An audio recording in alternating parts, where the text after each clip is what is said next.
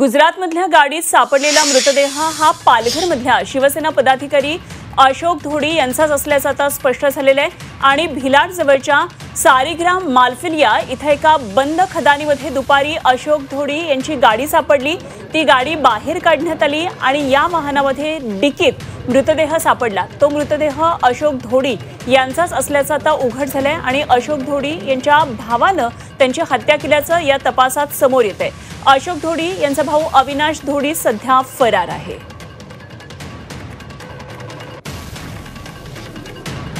तब्बल 12 दिवसानंतर अशोक धोडी प्रकरणावर पडदा पडलेला आहे। आपण पाहू शकता की अपहरण झालेले अशोक धोडी यांचा मृतदेह इथे आढळून आलेला आहे।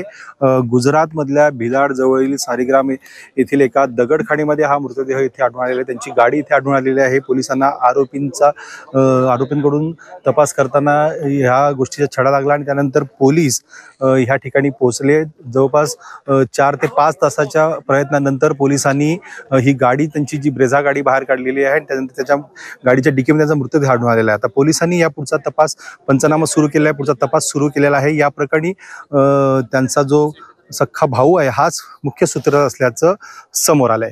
हर्षद पाटील, झी मीडिया, भिलाड, गुजरात। तर भिलाड जवळ ही गाडी सापडली होती आणि या गाडीमध्ये धोडी यांचा मृतदेह आढळलेला आहे। तर हा मृतदेह धोडी यांचाच असल्याचं आता पुढे निष्पन्न झाले। पोलिसांचा अर्थात पुढचा तपास सुरू आहे, मात्र त्यांच्या भावानंच त्यांची हत्या केल्याचं सुद्धा तपासामधून पुढे आले।